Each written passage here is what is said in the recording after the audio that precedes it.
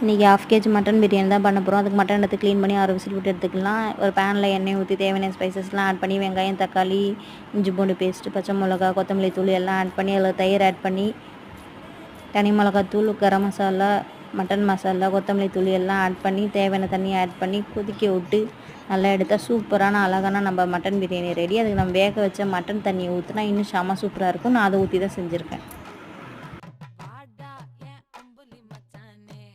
என்ன அம்புல தச்சானே என்ன கட்டி பிடிச்சு